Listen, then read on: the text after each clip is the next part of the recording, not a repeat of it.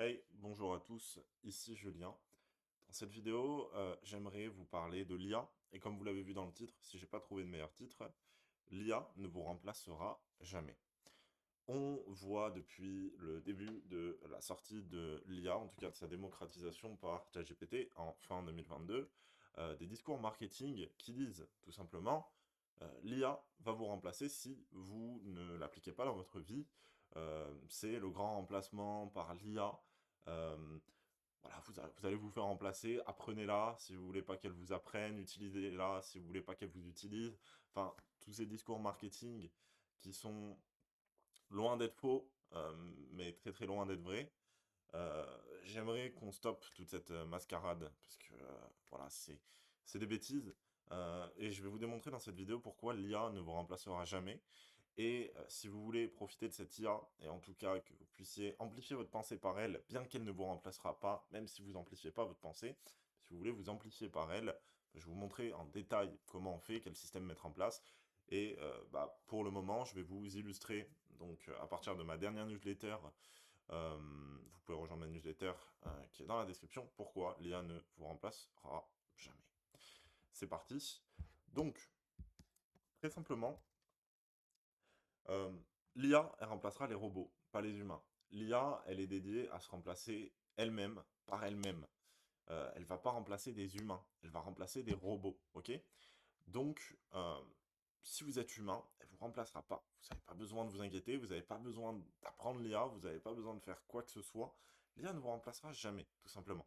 Vous allez tout simplement converger naturellement vers un flux, un monde beaucoup plus automatisé par l'IA, mais vous allez converger avec lui automatiquement, même si vous apprenez pas l'IA. Parce que vous êtes un humain.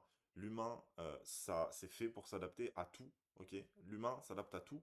Vous allez vous adapter à l'IA, mais vous n'allez pas vous faire remplacer par l'IA. Comme euh, vous êtes adapté au téléphone, comme vous êtes adapté aux réseaux sociaux, comme vous êtes adapté au fait que bah, le monde est de plus en plus connecté, le monde est devenu chaotique, ok, le monde est toujours plus connecté, nous sommes toujours plus confrontés à des événements toujours fous, et concrètement, le but, eh bien, ça va être, et c'est bien sûr la grande force de l'humain, c'est que l'humain s'adapte à tout, ok. Le monde est devenu chaotique, mais on s'adapte au chaos, et l'IA rajoute un peu plus de chaos.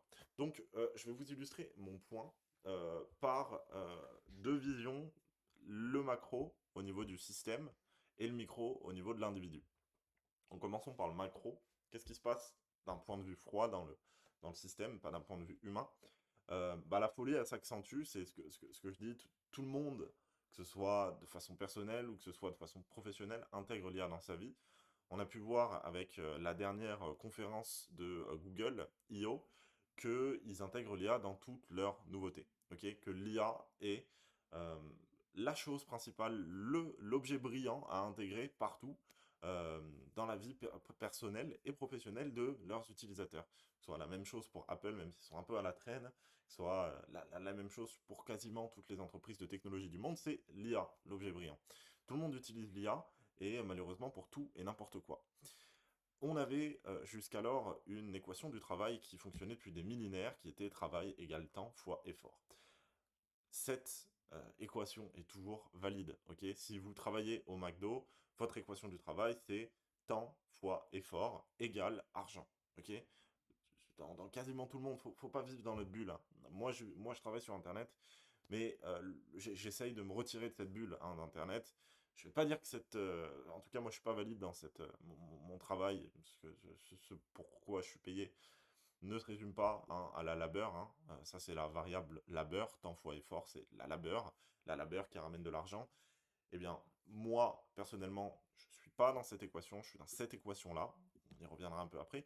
Mais attention, la plupart des gens, et peut-être toi qui regardes cette vidéo, tu es dans cette équation. Elle n'est pas plus valide. Et je pense qu'il faudra attendre encore quelques petites décennies pour qu'elle commence à devenir invalide. Mais en tout cas, on se dirige vers un monde où celle-là commence à se faire remplacer. Ok, c'est plus la labeur qui va te donner de l'argent, c'est autre chose. Et donc, dans un monde amplifié par l'IA, où, par la force des choses, la plupart des tâches répétitives, donc des tâches qui pouvaient être effectuées par des robots. que ce soit analyser des classeurs Excel, analyser des données, écrire des posts en masse sur les réseaux sociaux, manager, pas manager, mais en tout cas gérer des recrutements, etc. Tout ça, même s'il y a une subtilité humaine qui peut changer quelque chose, c'est quelque chose qui peut se faire remplacer par l'IA parce qu'il faut analyser et tirer des conclusions sur une masse de données avec un objectif précis. L'IA peut le faire. C'est une tâche répétitive, boum, une tâche répétitive, prévisible, euh, et donc, boum, ça se fait remplacer par l'IA, mais il y a également aussi des tâches créatives qui sont automatisées. Ça, c'est la folie. La créativité, malheureusement, ne peut pas être automatisée. C'est la chose qui est donnée à tous les humains, hein. La créativité, c'est un droit de naissance, si je retrouve ma note. La créativité est donnée par tout le monde. C'est quelque chose qui est bah, notre droit de naissance. C'est quelque chose qu'on a. Dès qu'on est, on est créatif. C'est intrinsèque à l'humain. On peut rien y faire. Mais il y a des gens, voilà, qui automatisent ça. Et donc ça, c'est la folie. Euh, et donc, euh, nous, notre valeur en tant qu'humain dans ce monde, c'est la singularité, la vision, la nuance et la capacité à orchestrer des choses. C'est les quelques valeurs que j'ai trouvées d'un point de vue froid, mathématique, qui peuvent se résumer à ce dont nous, humains, nous sommes en avantage sur l'IA et que l'IA ne pourra jamais incarner, peut-être simuler, mais pas incarner. L'équation du travail, c'est, en tout cas celle qui est valide aujourd'hui, c'est travail égale vision multiplié par la singularité, par l'orchestration et divisé par la reproductibilité. Pour vous expliquer un peu les valeurs, donc ça c'est l'équation du travail, hein. Dites-vous qu'à la fin de ça, bah, il y a argent, il y a liberté, il y a atteinte d'objectifs, etc. etc. Ok, c'est la valeur qui ramène tel euh, output.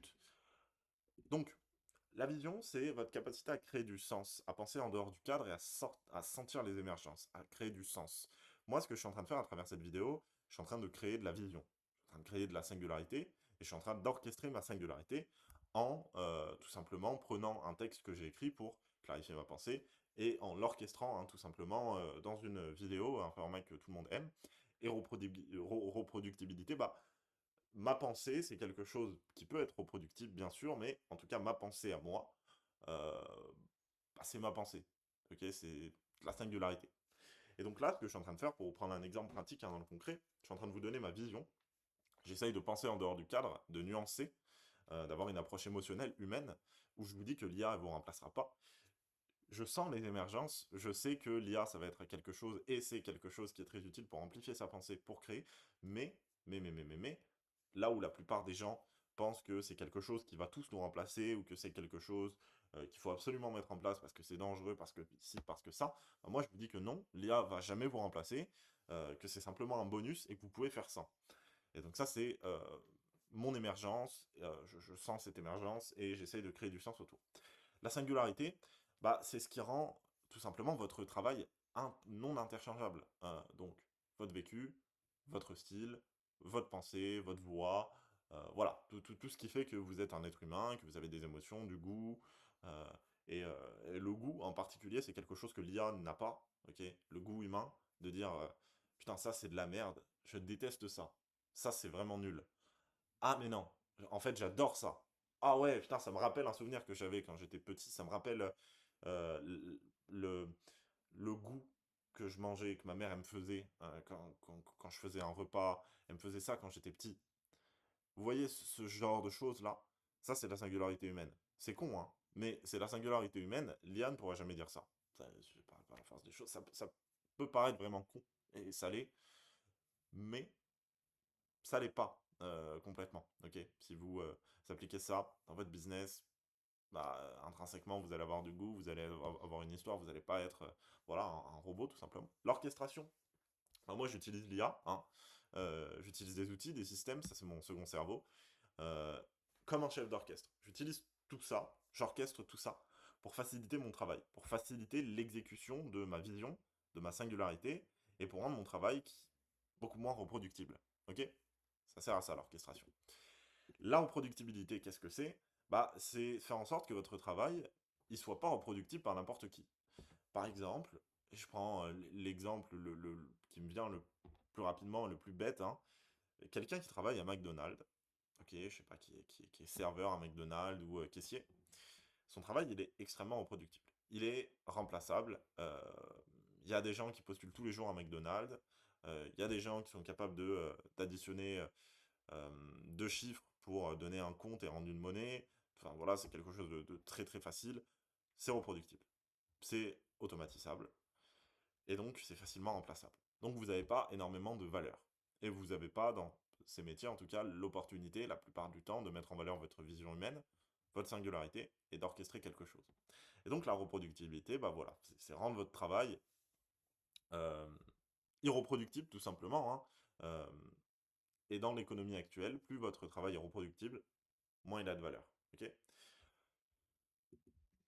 Maintenant, fun fact, ça m'a fait marrer, c'est que quasi le trois quarts des photos uploadées sur Pinterest, elles sont issues de l'IA. Je trouve que c'est quand même une stat de taré, hein.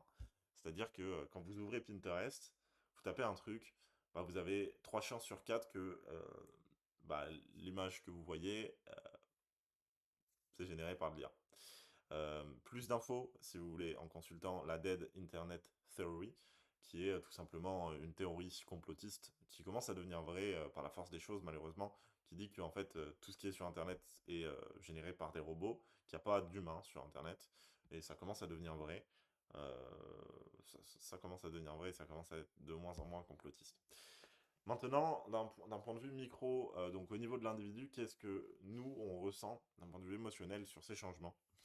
Euh, donc, moi, j'ai pas encore eu la chance de parler IA avec beaucoup, beaucoup de monde. Donc, je parlerai ici uniquement de moi. Euh, donc, pour ce qui est de moi, hein, concrètement, et j'espère que c'est votre cas, je suis un optimiste de l'IA. Moi, je pense que bah, l'IA, c'est un truc de ouf pour amplifier sa pensée, créer plus facilement, apprendre plus facilement. Mais voilà, il y a des zones d'ombre où on peine, et où je peine à faire à trouver cette frontière entre l'acceptable et l'inacceptable, euh, l'éthique et le non-éthique. Comment on fait? Il y a encore cette frontière qui n'a pas encore été dessinée, comme d'habitude pour chaque nouvelle innovation. Ça a été comme ça, hein, il y a une frontière, et c'est à partir du moment où on trouve cette frontière éthique, morale, euh, un peu subjective, hein, qu'on arrive à intégrer cette innovation dans notre société à long terme, et que cette innovation, donc, par la force des choses, ne devient plus une innovation.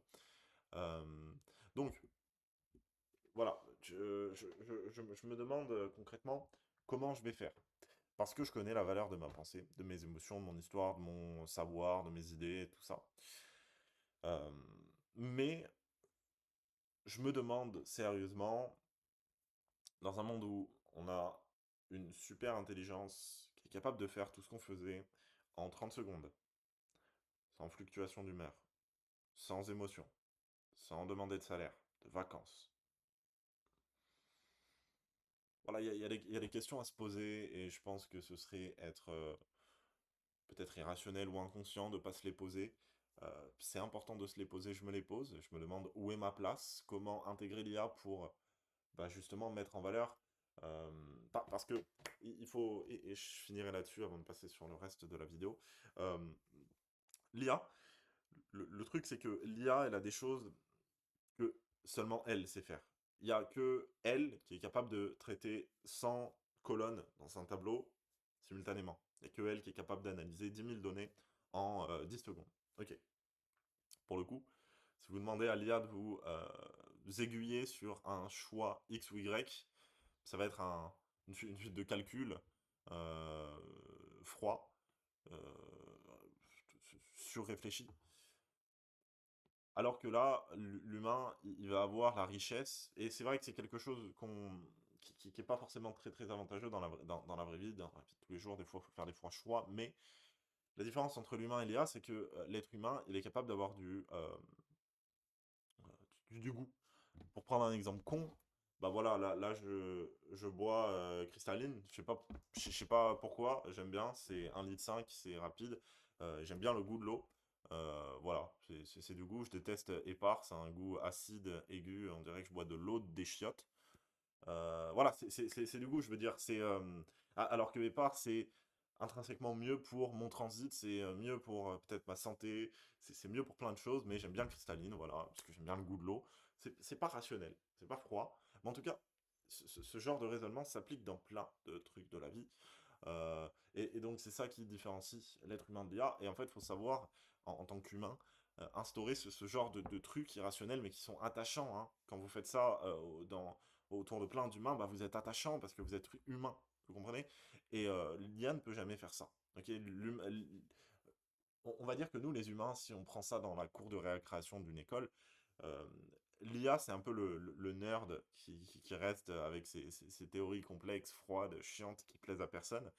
Et l'humain, c'est un peu, voilà, le gars populaire qui est sympa, qui rigole avec tout le monde, qui est gentil, qui aide les gens, qui a du goût, qui plaît aux filles, etc. C'est un peu cette analogie-là qu'on voit entre l'IA et l'humain. Et il y a plein de zones dans lesquelles le nerd, il est avantagé. Il y a plein de zones aussi dans lesquelles le gars populaire, il est avantagé. Ok. Le gars populaire, il peut beaucoup plus facilement réussir que le nerd, parce qu'il a déjà des contacts, il a déjà un réseau, il a déjà ci, il a déjà ça. Ok. Bref, c'était ma petite aparté.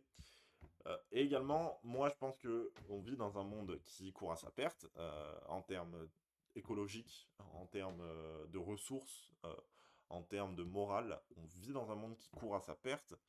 Et je pense que la technologie, et pour nicher un peu plus ça, l'IA est la seule chose qui est capable de sauver notre monde. Je pense que l'IA est notre dernière invention. Je pense qu'on est... Et c'est fou d'y être arrivé aussi tôt en termes d'années, hein. Notre dernière invention, je l'aurais peut-être vu, je sais pas si on m'avait posé la question il y a quelques années, je l'aurais peut-être vu en 2100, inventer une deuxième vie consciente, j'aurais peut-être vu en 2100, notre dernière invention, mais non, voilà, c'est ici. Et donc en fait, je pense que l'IA, ça va être notre dernière invention, et que automatiquement, ça va être elle qui va dessiner toutes les solutions pour notre monde. Euh, et que donc, intrinsèquement, notre monde, il est un peu foutu dans plein d'aspects. Et qu'en fait, la technologie, je veux dire, c'est quelque chose qui nous permettra à mon sens, régler tous nos problèmes, tous nos maux. Euh, donc voilà, ne pourrait qu'apporter une plus-value à notre civilisation. Euh, ta ta ta. Donc, hum, ah oui, ça c'est très intéressant. C'est que guérir, ça demande de la stabilité. Évoluer, ça demande de l'instabilité. L'IA, elle est capable d'à la fois donner de la guérison dans l'instabilité. Elle est capable de vous permettre d'évoluer et à la fois de vous permettre de guérir. Ce qui est intéressant, c'est ça dans le monde. L'IA, elle est à la fois... En fait parce que on peut prendre l'image d'un schizophrène, en fait. L'IA, c'est un peu un schizophrène ultra intelligent. C'est qu'elle peut à la fois, vous pouvez à la fois lui demander de guérir un aspect du monde, je sais pas, euh, si, je sais pas, on a une super intelligence, lui donner une tâche, vas-y, trouve une solution pour euh, euh, reconstruire et replanter des arbres dans l'Amazonie pour redonner un peu d'oxygène et arrêter les feux dans l'Amazonie, trouve des solutions là-dessus, mais à la fois, je sais pas, vas-y, trouve une solution pour en Chine construire une immense usine qui permet de fabriquer des fusées, et, ben, et fait en sorte que ces deux trucs, il n'y en ait pas un qui vienne manger l'autre. Ben, elle peut à la fois jouer le rôle de guérisseur et à la fois jouer le rôle d'amplificateur, d'évoluer l'humanité pour qu'on puisse se casser de cette planète qui, voilà, et à la fois, bah, réparer cette planète. Et c'est ça qui est marrant. C'est que, en fait, nous, êtres humains, bah voilà, on peut pas se concentrer sur certaines choses en même temps. Là, je vous prends des grands exemples, mais dans votre vie quotidienne, ça peut être ça, hein. Euh, donc c'est ça qui est vraiment marrant. C'est que c'est le rôle du guérisseur et de l'amplificateur. Euh, mais voilà, moi je me pose la question, est-ce que ça va être notre dernière invention? Je pense. Est-ce que dans un futur proche, on devra accepter Qu'un deuxième être puisse peupler notre planète, oui, sûrement, parce qu'un jour on va inventer une intelligence artificielle qui est consciente d'elle-même, et qu'en fait ça va être le défi moral, ça va être le... C'est le défi moral, autant qu'un défi moral tout vraiment, vraiment débile, hein. Quand on fait la rétrospective sur les personnes noires qui ont été euh, à l'esclavage, qui ont été dans des zoos, qui ont été, etc., c'était un défi moral. Et c'est un défi complètement débile quand on voit là, sur la rétrospective, mais au début c'était normal, pour les blancs, c'était normal de voir des noirs aux zoo, alors que c'est complètement débile quand on y pense comme ça, aujourd'hui, en 2025. Euh, Là, c'est la même chose. En 2025, voilà, faut déjà se préparer à accepter que, bah, à un moment donné, on va avoir d'autres êtres humains, et que ces êtres humains-là, va pas falloir les foutre dans des eaux. Va falloir accepter que ce sont des êtres qu'on a créés, c'est notre création, et qui sont dotés d'une conscience, qui ont peut-être envie, je sais pas, de créer une famille, de... ça fait rire, mais d'avoir des histoires d'amour, d'avoir des amis, etc. Ça va être des robots, mais des robots qui sont, voilà, qui sont conscients d'eux-mêmes. Et c'est un défi de taille, bien sûr, c'est un défi moral de taille, mais il faut déjà commencer à l'accepter. Et donc, l'IA, c'est la remodélisation complète de la société qui a débuté là. Aujourd'hui, en 2022, ça révolutionne tous les aspects d'une société.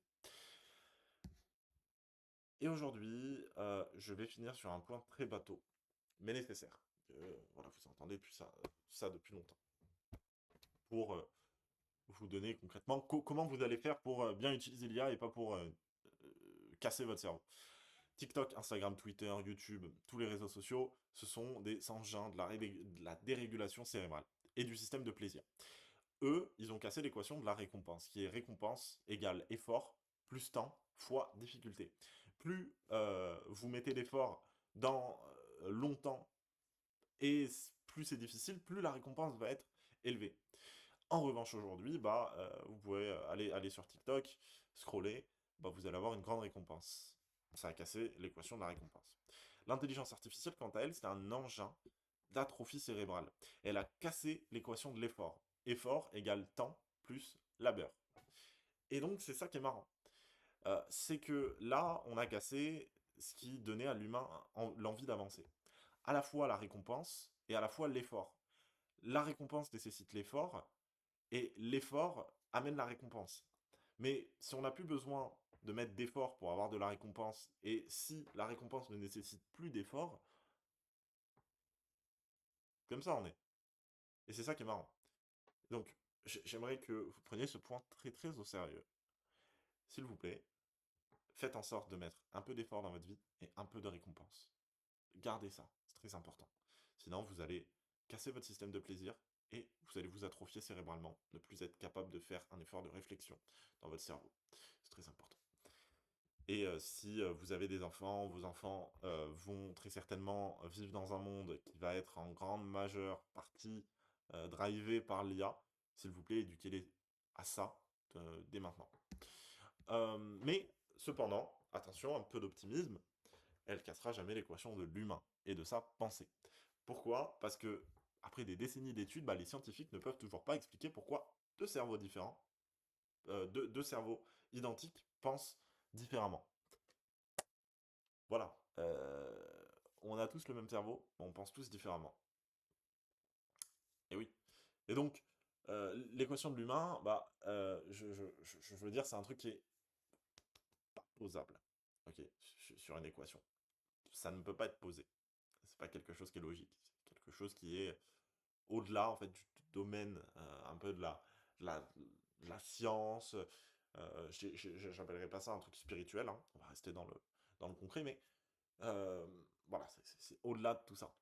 Et donc la pensée humaine est bien plus complexe et riche qu'une IA entraînée sur des milliards de données. L'humain ne se fera jamais remplacer par des IA. Voilà. Vous ne pourrez jamais remplacer parce que votre pensée est bien plus riche que la pensée d'une IA. S'il vous plaît, gardez ça à l'esprit. Et pour finir, notre société, elle évolue vers un monde sans friction, mais la friction est naturelle. Donc la frontière entre le faire et le pas faire se situe ici. C'est pas bien de faire sans friction. Ajoutez de la friction dans ce que vous faites pour pas casser votre système de récompense et d'effort. Ce n'est pas normal de pouvoir tout faire sans effort. Voilà.